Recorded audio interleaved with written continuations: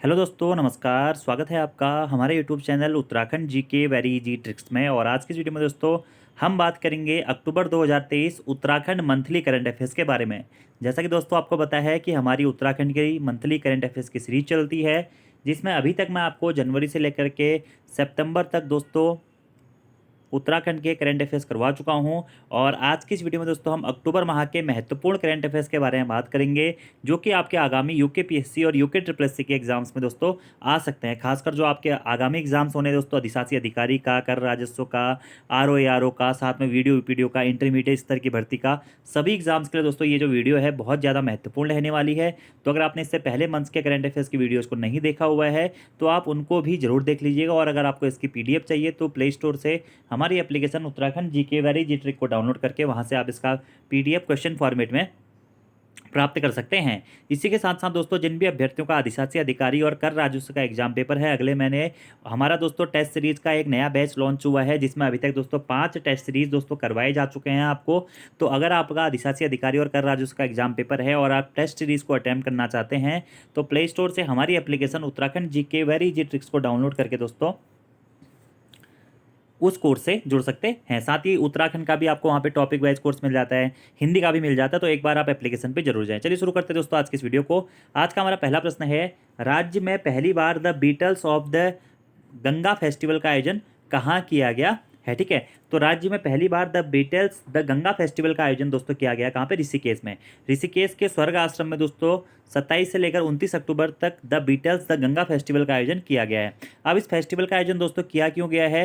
राष्ट्रीय और अंतर्राष्ट्रीय स्तर पर योग, आध्यात्म तथा संगीत का प्रमुख केंद्र के रूप में विकसित करने के उद्देश्य से दोस्तों बीटल्स द गंगा फेस्टिवल का आयोजन किया गया है। कहाँ पे? ऋषिकेश के स्वर्गाश्रम में। याद रखना कब से कब तक? 27 से 29 अक्टूबर तक। अगला हमारा दोस्तों प्रश्न है, गोविंद बल्लभ पंत कृषि एवं प्रौद्योगिकी विश्वविद्यालय का के 35वें दीक्षांत समारोह में मुख्य अतिथि कौन होंगे? तो इसमें दोस्तों मुख्य अतिथि होंगे हमारे कौन? राष्ट्रपति द्रौपदी मुर्मू जी। कौन होंगी? राष्ट्रपति द्रौपदी मुर्मू जी होंगी। तो ऑप्शन नंबर बी दोस्तों आपका यहाँ पे सुमेलित हो जाएगा। और जीबी पंत जो कृषि एवं प्रौद्योगिकी विश्वविद्यालय है दोस्तों, यह कहाँ स्थित है? यह दोस्तों पंतनगर में स्थित है। और इसकी स्थापना कब हुई थी दोस्तों? 17 नवंबर 1960। 17 नवंबर 1960 को दोस्तों इसकी स्थापना हुई थी। और पंतनगर कहाँ पड़ता है दोस्तों? उधम सिंह नगर जनपद के पंतनगर में स्थित है जीबी पंत कृषि एवं प्रौद्योगिकी विश्वविद्यालय। 17 नवंबर 1960 को इसकी स्थापना हुई थी। यह भारत का प्रथम कृषि विश्वविद्यालय था। अगले प्रश्न की बात करते हैं, तो राइट आंसर हो जाएगा राष्ट्रपति द्रौपदी मुर्मू जी। इनका हाल ही में उत्तराखंड दौरा भी रहेगा दोस्तों, आपको याद रखना है। अगला हमारा प्रश्न है, प्रधानमंत्री विश्वकर्मा योजना हेतु उत्तराखंड के कितने जनपदों का चयन किया गया है? तो प्रधानमंत्री विश्वकर्मा योजना हेतु दोस्तों उत्तराखंड के 4 जनपदों का चयन किया गया है। अब सबसे पहले बात आती है कि जो पीएम विश्वकर्मा योजना है या प्रधानमंत्री विश्वकर्मा योजना है, इसकी शुरुआत कब से हुई दोस्तों? तो 17 सितंबर 2023 से इसकी शुरुआत हुई है। और उत्तराखंड के 4 जनपदों का चयन दोस्तों किया गया है इस योजना को लागू करने के लिए। कौन कौन से जनपद है दोस्तों? अल्मोड़ा, बागेश्वर, चंपावत और पिथौरागढ़। तो इस प्रश्न इस प्रकार से भी बन सकता है कि पीएम विश्वकर्मा योजना हेतु उत्तराखंड के किस जनपद का चयन नहीं किया गया है? तो ये 4 जनपद दोस्तों आपको याद रखना है, अल्मोड़ा, बागेश्वर, चंपावत और पिथौरागढ़, यानी कि ए बी सी पी। और सारू जनपद कहाँ के हैं? कुमाऊं मंडल के हैं।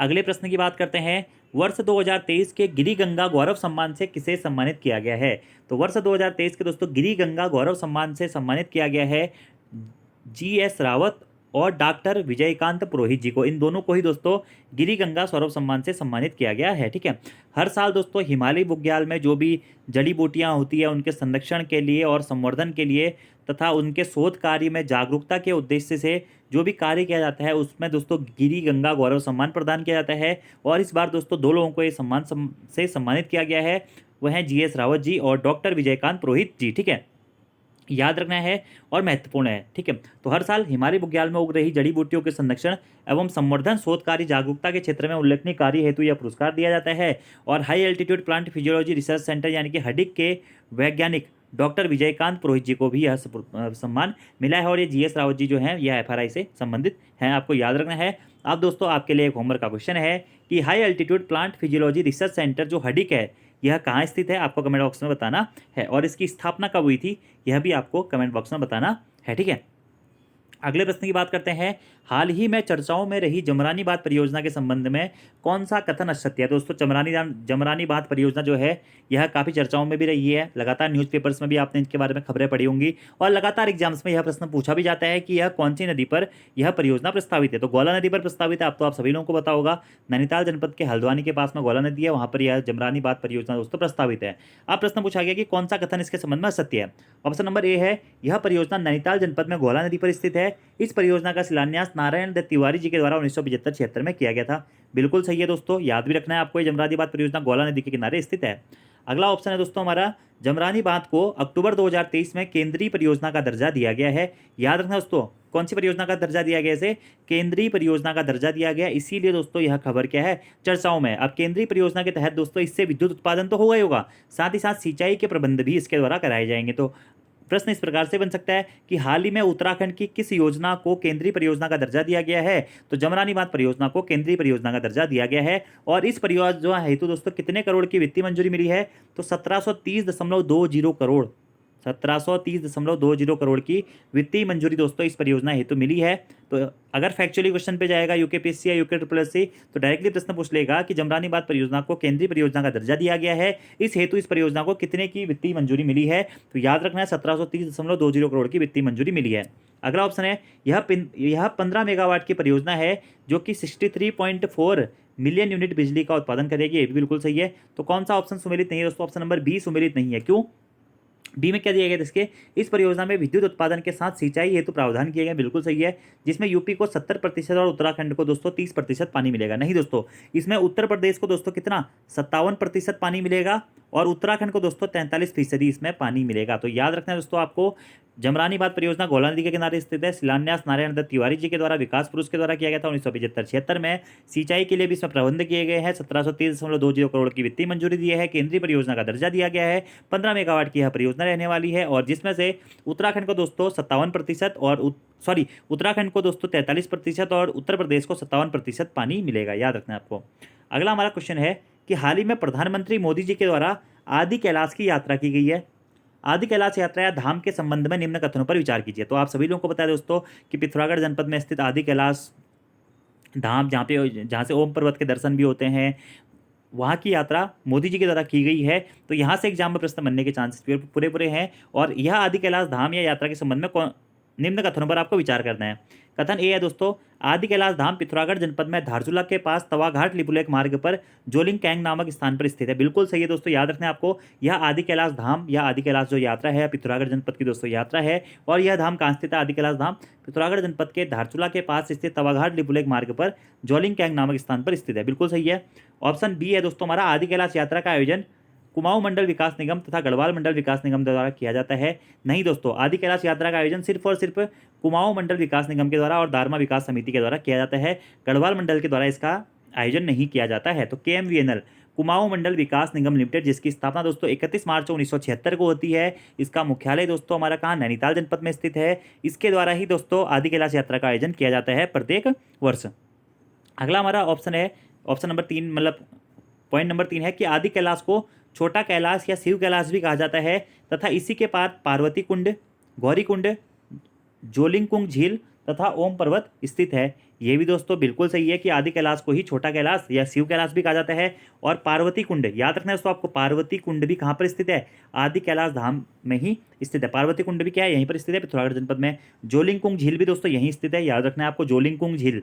प्रश्न बन सकते हैं इस टॉपिक से, इसीलिए क्वेश्चन मैं आपको करा रहा हूँ। तथा ओम पर्वत के दर्शन भी यहीं से होते हैं। ओम पर्वत सामने दिखता है यहाँ से, ठीक है। और गौरी कुंड भी दोस्तों यहीं पर स्थित है। तो पार्वती कुंड, गौरी कुंड, जोलिंगकुंग झील तथा ओम पर्वत भी इसी के पास में स्थित है। ये भी बिल्कुल सही है। और अगला ऑप्शन है, आदि कैलाश धाम जो है दारमा घाटी में वृहत हिमालयी क्षेत्र में स्थित है। बिल्कुल सही दोस्तों, वृहत या महान हिमालयी क्षेत्र में स्थित है क्या? आदि कैलाश धाम। ठीक है। आप प्रश्न पूछा गया आपसे, निम्न कथनों में से कौन सा सत्य है? तो 4 कथन में से कौन कौन से सत्य हैं दोस्तों, मैंने आपको बता दिया है।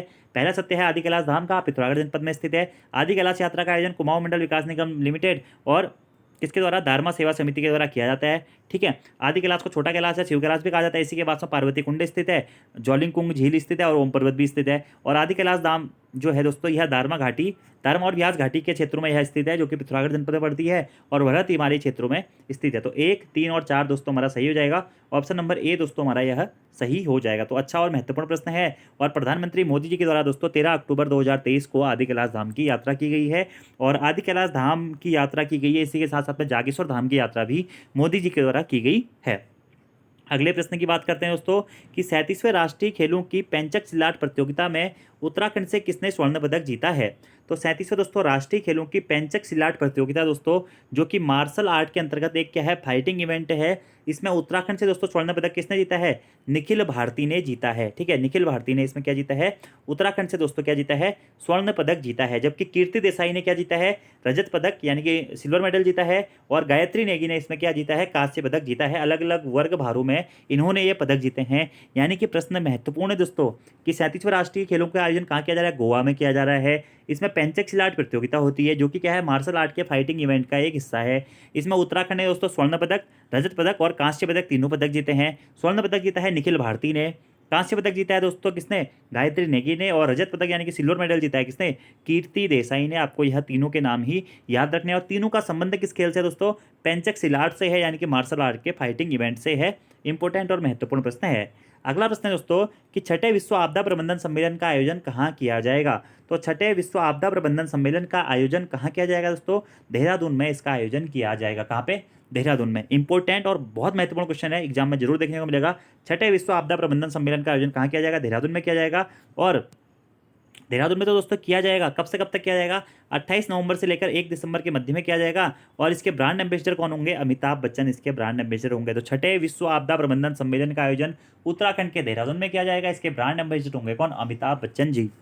अगला प्रश्न की बात करते हैं दोस्तों कि मेरी माटी मेरा देश कार्यक्रम के अंतर्गत राज्य स्तरीय अमृत कलश यात्रा की शुरुआत कहाँ से की गई है। तो मेरी माटी मेरा कलश देश या मेरी माटी मेरा देश कार्यक्रम के तहत जो राज्य स्तरीय अमृत कलश यात्रा है दोस्तों, इसकी शुरुआत कहाँ से, देहरादून से की गई है। ठीक है, तो हिमालय संस्कृति केंद्र देहरादून से इस यात्रा की शुरुआत की गई है तथा यह यात्रा क्या है, नई दिल्ली के लिए रवाना हुई है। अच्छा और महत्वपूर्ण क्वेश्चन है।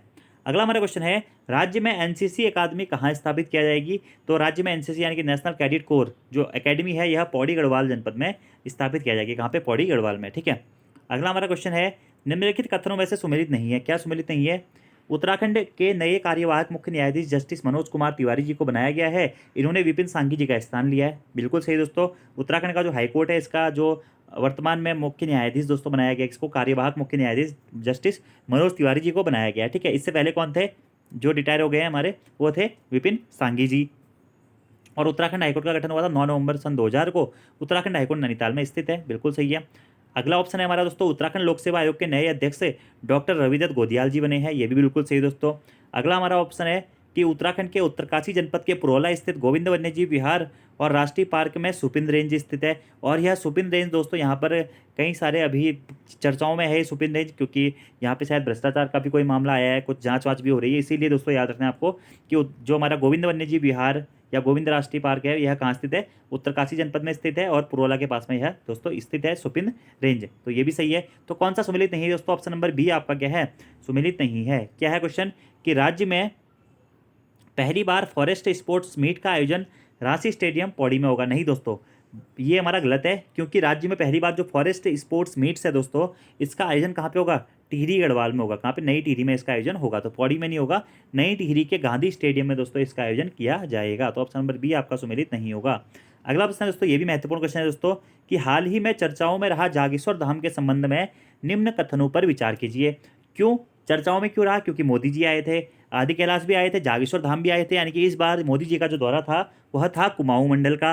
और आपको पता है दोस्तों, कुमाऊं मंडल में जल्द ही क्या शुरू होने वाली है, जिस प्रकार गढ़वाल में दोस्तों 4 धाम यात्रा है, उसी प्रकार दोस्तों कुमाऊं में मानसखंड यात्रा शुरू करने की बात की जा रही है। तो मानसखंड यात्रा याद रखना आपके, क्योंकि कुमाऊं को पहले मानसखंड कहा जाता है, गढ़वाल को केदारखंड कहा जाता था। तो गढ़वाल में 4 धाम यात्रा हो रही है, तो उसी की तर्ज पर कुमाऊं में भी मानसखंड यात्रा शुरुआत करने की बात की जा रही है। इसीलिए दोस्तों प्रधानमंत्री मोदी जी आए थे, कहाँ पे, आदि कैलाश की यात्रा करी उन्होंने और उत्तराखंड में जागेश्वर धाम की यात्रा करी। आदि कैलाश पिथौरागढ़ जनपद में स्थित है, जबकि जागेश्वर धाम दोस्तों अल्मोड़ा में स्थित है। तो इसी के संबंध में आपको विचार करना है। ठीक है, पॉइंट 1 है कि जागेश्वर धाम उत्तराखंड के अल्मोड़ा जनपद में स्थित जागेश्वर नामक स्थान पर स्थित है और जाड़ गंगा या जटा गंगा नदी के किनारे स्थित है। बिल्कुल सही है दोस्तों, बहुत बार एग्जाम में प्रश्न पूछा गया कि जागेश्वर धाम कहाँ स्थित है, उत्तराखंड के अल्मोड़ा जनपद में स्थित है। कौन से स्थान पर, जागेश्वर नामक स्थान पर स्थित है।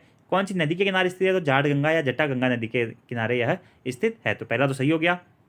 दूसरा ऑप्शन है, इस मंदिर का निर्माण 8वीं से 10वीं सदी के मध्य में कत्यूरी राजा शालिवाहन देव ने कराया था।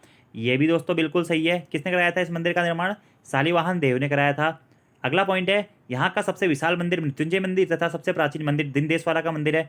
ये दोस्तों कथन आपका सत्य हो जाएगा। क्यों, क्योंकि यहाँ का जो सबसे प्राचीन मंदिर है ना वह हो जाएगा मृत्युंजय मंदिर, और सबसे जो विशाल मंदिर है वह होगा दिनदेशवारा का मंदिर। तो ऑप्शन नंबर सी आपका क्या है, सही नहीं है। अगला है चौथा कि यह 124 छोटे बड़े मंदिरों का समूह है, इसे उत्तराखंड का 5वां धाम भी कहा जाता है। ये भी दोस्तों आपका बिल्कुल सत्य है। तो प्रश्न में पूछा गया है, निम्न में से सत्य कथन कौन कौन से हैं। तो जागेश्वर धाम देखिए पहला तो सही है, अल्मोड़ा में स्थित है, जाट गंगा या जटा गंगा नदी के किनारे स्थित है। शालिवाहन देव ने इसका निर्माण कराया था, ये भी बिल्कुल सही है। 124 छोटे बड़े मंदिरों का समूह है, उत्तराखंड का 5वां धाम भी कहा जाता है, ये भी दोस्तों बिल्कुल सही है। तो कौन सा सही नहीं है, ऑप्शन नंबर तीसरा सही नहीं है, मतलब पॉइंट नंबर 3। तो 1, 2 और 4 सही है। तो ऑप्शन नंबर सी दोस्तों आपका इसमें से सही हो जाएगा। जबकि यहाँ पर क्या होना चाहिए था कि उत्तराखंड का सबसे पुराना मंदिर मृत्युंजय मंदिर है और सबसे विशाल मंदिर दिनदेशवारा का मंदिर है। यह अल्मोड़ा जनपद में स्थित है और जागेश्वर धाम के पास में दोस्तों क्या है, वृद्ध जागेश्वर धाम भी स्थित है। अब मैं आप लोगों से एक होमवर्क का क्वेश्चन पूछ लेता हूँ कि जागेश्वर धाम से किस चंद्रदासा की हमें मूर्ति देखने को मिलती है। कमेंट बॉक्स में आपको बताना है। तो ये है सही ऑप्शन, यहाँ का सबसे प्राचीन मंदिर मृत्युंजय मंदिर और सबसे विशाल मंदिर क्या है दोस्तों, दिनदेशवारा का मंदिर है। अगला हमारा प्रश्न है दोस्तों कि राज्य आंदोलनकारियों को और उनके आश्रितों को सरकारी नौकरी में 10% आरक्षण पर विचार के लिए कौन सी समिति गठित की गई है। तो 10% आरक्षण पर के लिए दोस्तों प्रवर समिति का गठन किया गया है। तो प्रवर समिति किससे संबंधित है, राज्य आंदोलनकारियों और उनके आश्रितों को सरकारी नौकरी में 10% आरक्षण के लिए संबंधित है प्रवर समिति। अभी दोस्तों हाल ही में इसका कार्यकाल बढ़ाया गया है, इसलिए ये समिति चर्चाओं में भी रही और काफ़ी विरोध भी इस समिति का किया जा रहा है। तो राज्य आंदोलनकारी और उसके आश्रितों को सरकारी नौकरी में 10% आरक्षण प्रदान करने के लिए प्रवर समिति का गठन किया गया है। इस समिति के प्रवर समिति के वर्तमान में अध्यक्ष कौन है, प्रेमचंद अग्रवाल जी हैं। हाल ही में इसका कार्यकाल बढ़ाया गया है। अगला और महत्वपूर्ण क्वेश्चन है कि उत्तराखंड में पक्षी महोत्सव का आयोजन कहाँ किया जाएगा। तो उत्तराखंड में दोस्तों देवलसारी कहाँ पड़ता है, टिहरी गढ़वाल जनपद में दोस्तों, जौनपुर ब्लॉक के टिहरी गढ़वाल जनपद के जौनपुर ब्लॉक के देवलसारी में दोस्तों 16 से 19 नवंबर तक क्या किया जाएगा, पक्षी महोत्सव का आयोजन किया जाएगा। तो उत्तराखंड में पक्षी महोत्सव का आयोजन कहाँ होगा या कहाँ है देवलसारी में दोस्तों होने वाला है, जो कि कहाँ पड़ता है, टिहरी गढ़वाल जनपद के जौनपुर ब्लॉक में पड़ता है। ठीक है, याद रखना है आपको। ठीक है, इसी के साथ साथ दोस्तों मई जून माह में देवलसारी में तितली महोत्सव का आयोजन भी किया गया था। तो तितली महोत्सव का आयोजन भी कहाँ हुआ था, इसी देवलसारी में हुआ था। और पक्षी महोत्सव का आयोजन भी कहाँ होगा दोस्तों, इसी देवलसारी में किया जाएगा। महत्वपूर्ण क्वेश्चन है जो कि टिहरी गढ़वाल जनपद के जौनपुर ब्लॉक में स्थित है। अगला हमारा क्वेश्चन है, प्रधानमंत्री अजय योजना के तहत उत्तराखंड को पहले चरण में कितने रुपये का बजट प्रदान किया गया है। तो प्रधानमंत्री जो अजय योजना है दोस्तों, आपको पता होना चाहिए कि इस योजना के माध्यम से जो गांव में रहने वाले एससी यानी कि अनुसूचित जाति के जो बेरोजगार युवा हैं उनको रोजगार प्रदान किया जाएगा। और अजय की फुल फॉर्म भी आपको पता होगी, प्रधानमंत्री अजय यानी कि अनुसूचित जाति अभ्युदय योजना के तहत दोस्तों युवाओं को व्यवसाय प्रारंभ करने के लिए 50,000 रुपये तक का अनुदान दिया जाता है। इसमें आप लोगों को पता होना चाहिए, जिसके लिए दोस्तों उत्तराखंड को पहले चरण में कितना 1,64,00,000 रुपये का बजट प्रदान किया गया है। ठीक है, तो प्रधानमंत्री अजय योजना याद रखनी है दोस्तों, किससे है, अनुसूचित जाति अभ्युदय योजना इसका पूरा नाम है। अब दोस्तों अनुसूचित जातियों के लिए मेनली ये योजना है जिसमें पहले चरण में 1,64,00,000 का बजट उत्तराखंड को प्रदान किया गया है। अब आपको कमेंट बॉक्स में बताना है कि प्रधानमंत्री अजय योजना इसकी शुरुआत कब से हुई थी, इसकी शुरुआत कब से हुई थी। मैंने आपको यह प्रश्न कराया हुआ अभी है। ठीक है, नेशनल इंटरनेशनल करंट अफेयर्स में भी कराया हुआ है। अगला प्रश्न है, उत्तराखंड राज्य में गणभोज दिवस कब मनाया जाता है, मतलब कब वो कहाँ मनाया गया। तो गणभोज दिवस दोस्तों मनाया गया 7 अक्टूबर को, कहाँ पे, देहरादून में। तो गणभोज दिवस कब मनाया जाता है, याद रखना है 7 अक्टूबर को मनाया जाता है। कहाँ मनाया गया है दोस्तों, देहरादून में मनाया गया है। इंपॉर्टेंट यह क्वेश्चन है। ठीक है, इसी के साथ साथ दोस्तों मैं आप लोगों को एक बात और बता दूं, अगर आपने नेशनल इंटरनेशनल करंट अफेयर्स को नहीं देखा है ना, तो उनको भी देख लो यार, वहाँ पे बहुत ही अच्छे अच्छे क्वेश्चन है, बहुत इंपॉर्टेंट क्वेश्चन है जो कि आपके आगामी सभी एग्जाम्स के लिए बहुत महत्वपूर्ण रह सकते हैं। तो उत्तराखंड में गणभोज दिवस 7 अक्टूबर 2023 को देहरादून में मनाया गया है तथा गणभोज की शुरुआत कब से हुई थी, वर्ष 2000 से हुई थी। हिमालय पर्यावरण जड़ी बूटी संस्थान के द्वारा यह मनाया जाता है और गणभोज अभियान के प्रणेता कौन है, द्वारिका प्रसाद सीमवाल जी हैं। अगला हमारा क्वेश्चन है, 37वें राष्ट्रीय खेलों में राज्य के किस बैडमिंटन खिलाड़ी ने सिल्वर या रजत पदक जीता है। तो यह जीता है किसने, अदिति भट्ट। अदिति भट्ट का संबंध किससे है, बैडमिंटन से है दोस्तों, और इन्होंने 37वें राष्ट्रीय खेलों में बैडमिंटन में क्या जीता है, सिल्वर या रजत पदक जीता है, ठीक है। और उत्तराखंड के अल्मोड़ा जनपद से संबंधित है कौन, अदिति भट्ट, कौन सा पदक जीता है, रजत पदक या सिल्वर पदक जीता है। और उत्तराखंड की टीम से ही इन्होंने पार्टिसिपेट किया था और फाइनली इन्होंने सिल्वर या रजत पदक भी जीत लिया है, ठीक है। अब दोस्तों उत्तराखंड की ही एक और महिला खिलाड़ी हैं, वो है अनुपमा उपाध्याय। इन्होंने दोस्तों कौन सा मेडल जीता है, गोल्ड मेडल जीता है। लेकिन कहाँ से जीता है तो ये उत्तराखंड के अल्मोड़ा की, लेकिन यह खेलती है हरियाणा से, हरियाणा से यह खेलती है, इसलिए यह क्वेश्चन मैंने नहीं बनाया है। अदिति भट्ट को प्राथमिकता दी गई है क्योंकि वो अपने स्टेट से ही है, स्टेट की टीम से ही इन्होंने खेला है और सिल्वर या रजत पदक जीता है। लेकिन एग्जाम में हो सकता है कि अनुपमा उपाध्याय के संबंध में भी पूछ ले कि यह किस खेल से संबंधित है, बैडमिंटन से संबंधित है और राष्ट्रीय खेलों में इन्होंने क्या जीता है, स्वर्ण पदक जीता है। दोनों का नाम याद रखना है आपको।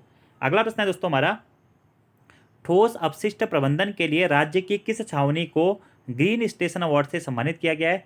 तो ठोस अपशिष्ट प्रबंधन के लिए दोस्तों राज्य की जो हमारी देहरादून छावनी है उसको क्या किया गया है दोस्तों, ग्रीन स्टेशन अवार्ड से सम्मानित किया गया है। किसको, देहरादून छावनी को, ठीक है। और क्यों किया गया, क्योंकि उन्होंने ई कचरा मुक्त अभियान भी चलाया था। अगला प्रश्न है, निम्नलिखित में से सुमेलित नहीं है, क्या सुमेलित नहीं है कि वर्ल्ड बुक ऑफ रिकॉर्ड में थड़िया नृत्य को शामिल किया गया है। कुमाऊं महोत्सव 2023 का आयोजन नंदा देवी परिसर अल्मोड़ा में किया गया है, बिल्कुल सही है दोस्तों, याद रखना है। कुमाऊं महोत्सव 2023 का आयोजन कहाँ हुआ है, नंदा देवी परिसर अल्मोड़ा में हुआ है।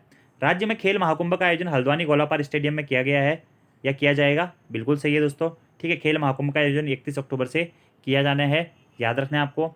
अगला है एप्पल महोत्सव 2023 का आयोजन हरसिल उत्तरकाशी में किया गया, ये भी बिल्कुल सही है।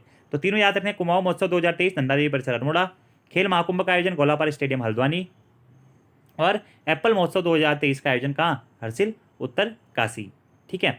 अब कौन सा ऑप्शन सुमेलित नहीं है, ऑप्शन नंबर ए दोस्तों सुमेलित नहीं है। क्यों, क्योंकि वर्ल्ड बुक ऑफ रिकॉर्ड में थड़िया नृत्य नहीं, थड़िया नृत्य को नहीं दोस्तों, जबकि कौन से नृत्य को, छोलिया नृत्य को, कौन से, छोलिया नृत्य को दोस्तों वर्ल्ड बुक ऑफ रिकॉर्ड में शामिल किया गया है। आपको याद होगा जब प्रधानमंत्री मोदी जी आए थे 12-13 अक्टूबर 2023 को, तो उनके पिथौरागढ़ जनपद के यात्रा के अवसर पर या आदि कैलाश यात्रा के अवसर पर दोस्तों पिथौरागढ़ में एक विशाल छोलिया नृत्य समूह ने प्रतिभाग किया था और इसीलिए दोस्तों वर्ल्ड बुक ऑफ रिकॉर्ड में इनका नाम दर्ज किया गया है, ठीक है। तो याद रखना वर्ल्ड बुक ऑफ रिकॉर्ड में छोलिया नृत्य तथा झोड़ा नृत्य को शामिल किया गया है, छोलिया नृत्य और झोड़ा नृत्य को शामिल किया गया किसमें, वर्ल्ड बुक ऑफ रिकॉर्ड में। और छोलिया नृत्य या झोड़ा नृत्य दोस्तों आपको याद रखना है, इन दोनों के बारे में दोस्तों अच्छे से पढ़ लीजिएगा, एग्जाम में यहाँ से प्रश्न पूछे जा सकते हैं। और अन्य ऑप्शन भी बहुत महत्वपूर्ण है, जैसे राज्य में खेल महाकुंभ का आयोजन कहाँ किया जाएगा, तो हल्द्वानी में किया जाएगा गोलापार स्टेडियम में, ये भी आपको याद रखना है। 31 अक्टूबर से यह स्टार्ट है। अगला हमारा क्वेश्चन है कि हाल ही में वेद व संस्कृति के उत्थान हेतु शिरोमणि सम्मान से किसे सम्मानित किया गया है, तो दिनेश चंद्र शास्त्री जी को शिरोमणि सम्मान से सम्मानित किया गया है। अगला प्रश्न है, स्वदेश दर्शन 2.0 योजना के उत्तराखंड के कितने जिलों को सम्मिलित किया गया है, तो स्वदेश दर्शन 2.0 योजना में उत्तराखंड के दोस्तों 2 जनपदों को सम्मिलित किया गया है, पिथौरागढ़ और चंपावत।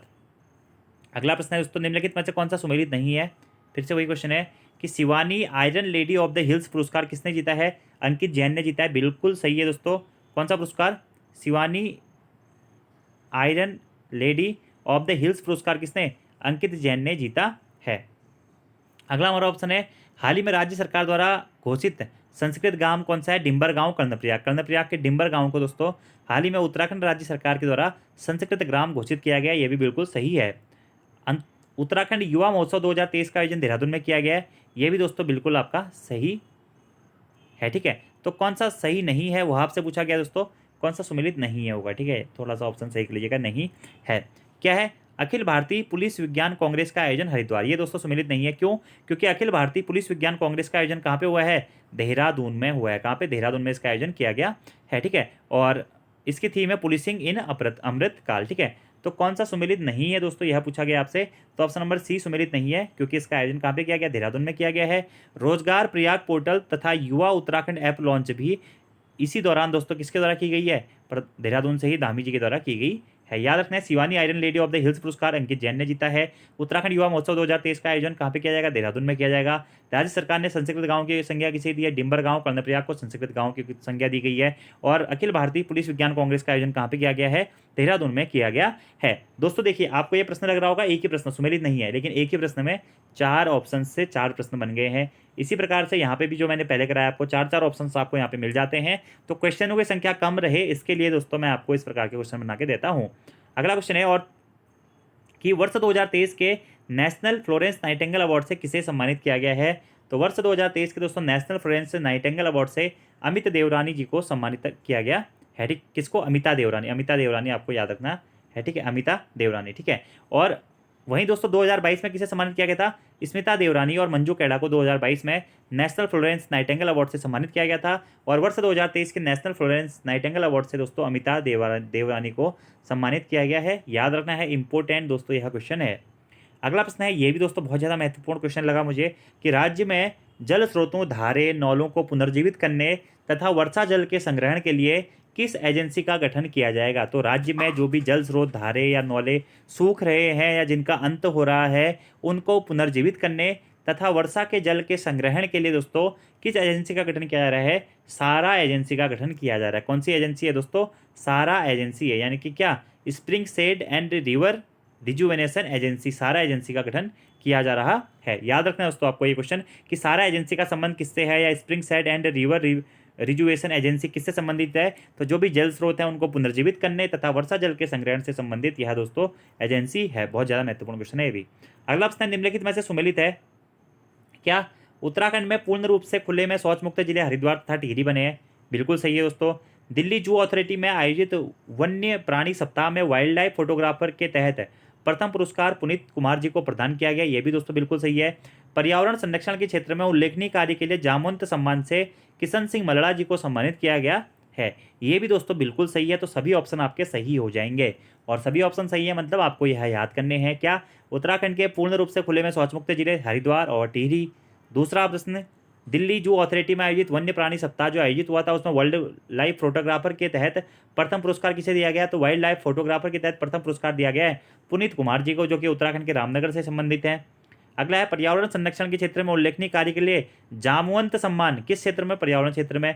किसको दिया गया? किशन सिंह मरड़ा जी को दिया गया है। किशन सिंह मरड़ा जी का संबंध बागेश्वर से है। इन्हीं को वृक्ष पुरुष भी कहा जाता है। क्या कहा जाता है? वृक्ष पुरुष भी कहा जाता है। और थर्ड आई पर्वतीय विकास शोध केंद्र देहरादून के द्वारा यह पुरस्कार प्रदान किया गया है। कौन सा? जामवंत सम्मान किसको? किशन सिंह मरड़ा जी को। और पुनीत कुमार जी उत्तराखंड के रामनगर से संबंधित हैं, जिन्हें दिल्ली जू अथॉरिटी में आयोजित वन्य प्राणी सप्ताह में वाइल्ड लाइफ फोटोग्राफर के तहत प्रथम पुरस्कार दिया गया है। अगला हमारा प्रश्न है, विलियम शेक्सपियर की रचनाओं का गढ़वाली भाषा में अनुवाद किसने किया? तो विलियम शेक्सपियर की रचनाओं का गढ़वाली भाषा में अनुवाद किया दोस्तों किसने? डॉक्टर उमेश चमोला जी ने। किसने? डॉक्टर उमेश चमोला जी ने। ये वो पुस्तकें हैं दोस्तों जिनका गढ़वाली में अनुवाद किया किसने? डॉक्टर उमेश चमोला जी। तो प्रश्न बन सकता है आपके कि डॉक्टर उमेश चमोला का संबंध दोस्तों किससे है? ठीक है, तो ये गढ़वाली लेखक हैं, और मतलब इन्होंने क्या किया गया है दोस्तों? रूसी लेखक लियो टॉल्स्टॉय की 16 कहानियों का गढ़वाली में अनुवाद कर दिया है। ठीक है, और अंग्रेजी भाषा में दोस्तों इनकी एक लिखी पुस्तक है चिक चिक एंड ब्लाइंड विंग का जापानी, बांग्ला और पंजाबी भाषा में भी अनुवाद हो चुका है। ठीक है, तो ये तो अलग फैक्ट हो गया, लेकिन उमेश चमोला जी के बारे में आपको याद रखना है दोस्तों कि विलियम शेक्सपियर की रचनाओं का गढ़वाली भाषा में अनुवाद किसने किया है? तो चमोला जी ने किया है। ठीक है, कौन कौन से नाटकों का दोस्तों ये उनके नाटक थे, और इस नाम से इन्होंने क्या किया है? गढ़वाली में दोस्तों अनुवाद किया है। ठीक है, याद रखना है आपको। और इनकी जो बुक है वह क्या है? एमए के पाठ्यक्रम में भी है, आपको यह भी ध्यान रखना है। और मूल रूप से रुद्रप्रयाग के बसु केदार के कौशलपुरी के रहने वाले हैं, ये भी आपको डायरेक्टली याद रखना है। तो इनके बारे में थोड़ा बहुत अगर आप पढ़ना चाहें तो यहाँ से पढ़ सकते हैं। और इन्होंने दोस्तों विलियम शेक्सपियर की गढ़वाली भाषा की रचनाओं का गढ़वाली भाषा में अनुवाद किया है, और 16 रूसी कहानियों का भी दोस्तों इन्होंने गढ़वाली भाषा में अनुवाद कर चुके हैं। अगला हमारा प्रश्न है, निम्न कथनों में सत्य नहीं है। क्या सत्य नहीं है? कैम्ब्रियन गश्ती प्रतियोगिता 2023 में अंतर्राष्ट्रीय सैन्य अभ्यास में स्वर्ण पदक गोरखा राइफल्स रेजिमेंट ने जीता है, ये बिल्कुल सही है दोस्तों। प्रश्न बन सकता है, कैम्ब्रियन गश्ती प्रतियोगिता 2023 में अंतर्राष्ट्रीय सैन्य राइफल्स में स्वर्ण पदक किसने जीता है? गोरखा राइफल्स ने जीता है, बिल्कुल सही है। विपिन रावत सम्मान से पोटिया पुताटुंडा को सम्मानित किया गया है, ये भी दोस्तों सही है। अगला है, राष्ट्रीय बॉक्सिंग प्रतियोगिता 2023 का आयोजन देहरादून के मालसी में किया गया है, ये भी महत्वपूर्ण है और प्रश्न पूछा भी जा सकता है। राष्ट्रीय बॉक्सिंग चैंपियनशिप 2023 का आयोजन कहाँ हुआ है दोस्तों? देहरादून के मालसी में किया गया है। तो कौन सा सत्य नहीं है? इनमें से कोई नहीं, यानी कि यह सभी सत्य हैं, याद रखना है आपको। ठीक है, महत्वपूर्ण क्वेश्चन है। कैम्ब्रियन गश्ती प्रतियोगिता 2023 अंतर्राष्ट्रीय सैन्य अभ्यास में स्वर्ण पदक गोरखा राइफल्स रेजिमेंट, विपिन रावत सम्मान से पोटिया पुताटुंडा, और राष्ट्रीय बॉक्सिंग प्रतियोगिता 2023 कहाँ? देहरादून के मालसी में आयोजित होगी। अगला प्रश्न है दोस्तों, 69वें राष्ट्रीय फिल्म पुरस्कार में राज्य के किस शॉर्ट फिल्म को बेस्ट सिनेमेटोग्राफी से सम्मानित किया गया है? तो 69वें राष्ट्रीय फिल्म पुरस्कार में राज्य की दोस्तों शॉर्ट फिल्म है क्या? पातालती को बेस्ट सिनेमेटोग्राफी से सम्मानित किया गया है, बेस्ट सिनेमेटोग्राफी अवार्ड से सम्मानित किया गया है। राष्ट्रीय फिल्म फेस्टिवल में शॉर्ट फिल्मों की श्रेणी में पातालती फिल्म के सिनेमेटोग्राफर कौन है? बिट्टू रावत उर्फ सतीश कुमार को राष्ट्रपति द्रौपदी मुर्मू जी ने सम्मानित किया है। बिट्टू रावत ने बारीकी और बेहतरीन तरीके से तमाम जो शॉट हैं उनको फिल्माया और भोटिया जनजाति की एक लोक कथा को आधार बनाकर दोस्तों यह कहानी बताई गई है। तो पातालती कहानी को क्या मिला गया दोस्तों? शॉर्ट फिल्म के बेस्ट सिनेमेटोग्राफी अवार्ड से सम्मानित किया गया है। इसमें किसकी कहानी बताई गई है? भोटिया जनजाति की लोक कथा को आधार में रखकर यह बनाई गई है और इसके जो सिनेमेटोग्राफर थे कौन थे? बिट्टू रावत और उर्फ सतीश कुमार जी थे। और पातालती फिल्म जो है दोस्तों 39वें बुसान अंतर्राष्ट्रीय फिल्म फेस्टिवल कोरिया के लिए भी सिलेक्ट हुई थी। ठीक है, इसी के साथ साथ दोस्तों 69वें नेशनल फिल्म अवार्ड में उत्तराखंड के भोटिया जनजाति को नए नजरिए से देश दुनिया के सामने लाने वाली शॉर्ट फिल्म पातालती को बेस्ट सिनेमेटोग्राफी का अवार्ड दिया गया है। इसके अलावा पहाड़ों में पलायन के दर्दों को बयां करती फिल्म एक था गाँव को मिश्रित ट्रैक का री रिकॉर्डिंग के तहत बेस्ट ऑडियोग्राफी का पुरस्कार प्रदान किया गया है।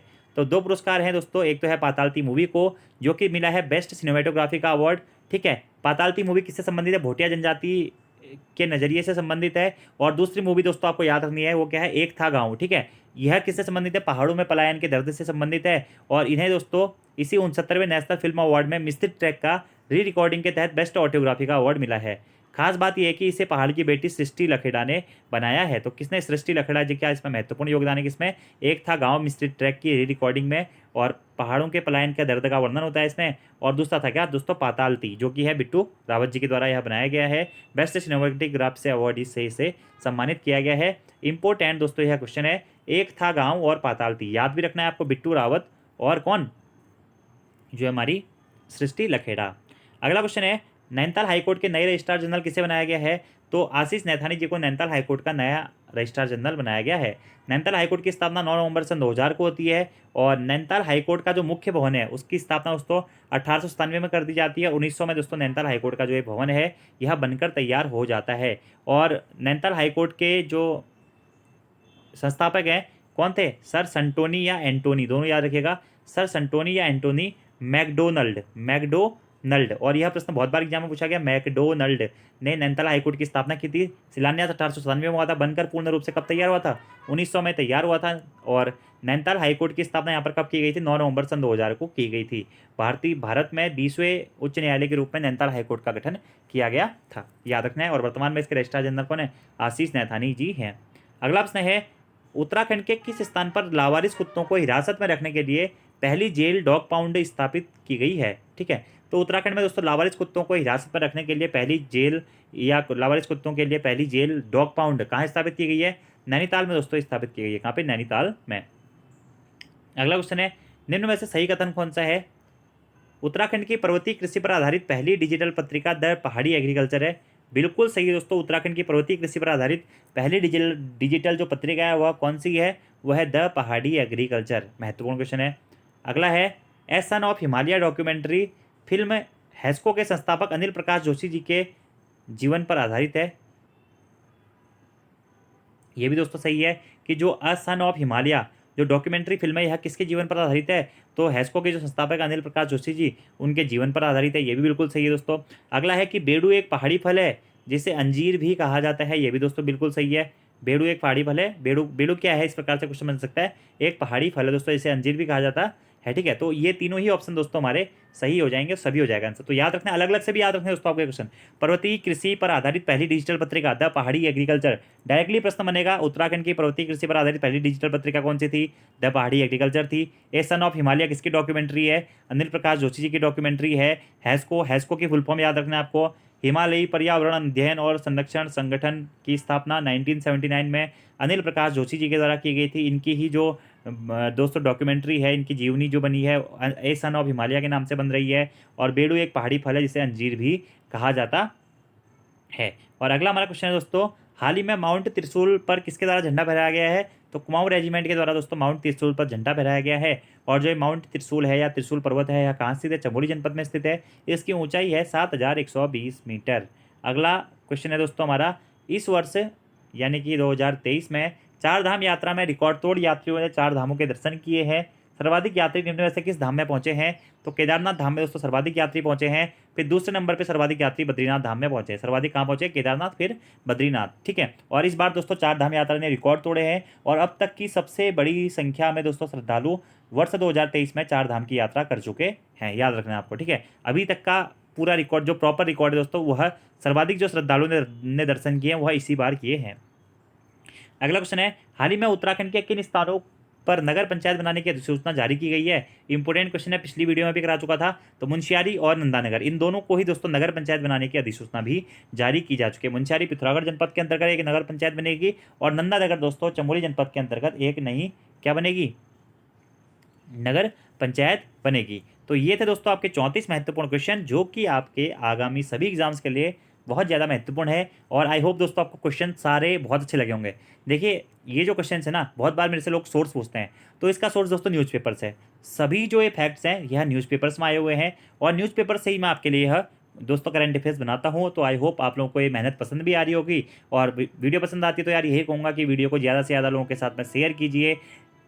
चैनल सब्सक्राइब नहीं किया हुआ तो चैनल को सब्सक्राइब जरूर करें और अपने दोस्तों के साथ में भी जरूर शेयर करें। और अभी तक आपने हमारी एप्लीकेशन को डाउनलोड नहीं किया हुआ है तो उसे भी जरूर डाउनलोड कर लें। और यहाँ पर दोस्तों अक्टूबर माह के कुछ महत्वपूर्ण दिवस दिए गए हैं, आप इनको भी जरूर याद रख लें।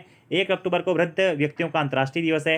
1 अक्टूबर को ही अंतर्राष्ट्रीय कॉफी दिवस है। 1 अक्टूबर को ही विश्व शाकाहारी दिवस है। 2 अक्टूबर आप सभी लोगों को पता है गांधी जयंती और अंतर्राष्ट्रीय अहिंसा दिवस दोस्तों 2 अक्टूबर को मनाया जाता है। 4 अक्टूबर को विश्व पशु कल्याण दिवस दोस्तों मनाया जाता है।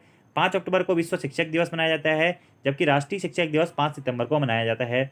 8 अक्टूबर को भारतीय वायुसेना दिवस मनाया जाता है। 9 अक्टूबर को विश्व डाक दिवस मनाया जाता है। 10 अक्टूबर को विश्व मानसिक स्वास्थ्य दिवस मनाया जाता है। 11 अक्टूबर को अंतर्राष्ट्रीय बालिका दिवस मनाया जाता है। इंपॉर्टेंट है, डाक दिवस भी इंपॉर्टेंट है, मानसिक स्वास्थ्य दिवस भी इंपॉर्टेंट है। अगला 13 अक्टूबर को आपदा जोखिम न्यूनीकरण के लिए अंतर्राष्ट्रीय दिवस मनाया जाता है। 14 अक्टूबर को विश्व मानक दिवस मनाया जाता है। 15 अक्टूबर को गर्भावस्था और शिशु हानि स्मरण दिवस मनाया जाता है। ठीक है, इसी के साथ साथ दोस्तों 16 अक्टूबर को विश्व खाद्य दिवस मनाया जाता है। इंपॉर्टेंट है। ठीक है, 16 अक्टूबर को ही विश्व एनेस्थीसिया दिवस मनाया जाता है। ठीक है, 17 अक्टूबर को ही गरीब उन्मूलन के लिए अंतर्राष्ट्रीय दिवस मनाया जाता है। 20 अक्टूबर महत्वपूर्ण है, विश्व सांख्यिकी दिवस मनाया जाता है। 24 अक्टूबर और ज़्यादा महत्वपूर्ण है, यूएनओ यानी कि संयुक्त राष्ट्र दिवस मनाया जाता है, बहुत ज़्यादा महत्वपूर्ण है। 30 अक्टूबर को विश्व बचत दिवस मनाया जाता है और 31 अक्टूबर को ये भी ज़्यादा महत्वपूर्ण है, राष्ट्रीय एकता दिवस या राष्ट्रीय एकता दिवस मनाया जाता है। तो ये थी दोस्तों अक्टूबर माह की वीडियो, आपको पसंद आई होगी निश्चित ही। और अगर आप दोस्तों आगामी एग्जाम से तो टेस्ट सीरीज़ के बैच से जुड़ना चाहते हैं तो ईओ अधिशासी अधिकारी और कर राजस्व के प्रैक्टिस सेट के बैच लॉन्च हो चुके हैं। जुड़ना चाह रहे हैं तो हमारी एप्लीकेशन से जुड़ सकते हैं, जिसका लिंक आपको नीचे डिस्क्रिप्शन बॉक्स में भी दोस्तों मिल जाएगा। और पढ़ते रहिए, खुश रहिए। धन्यवाद दोस्तों, बहुत बहुत धन्यवाद। सी यू नेक्स्ट टाइम।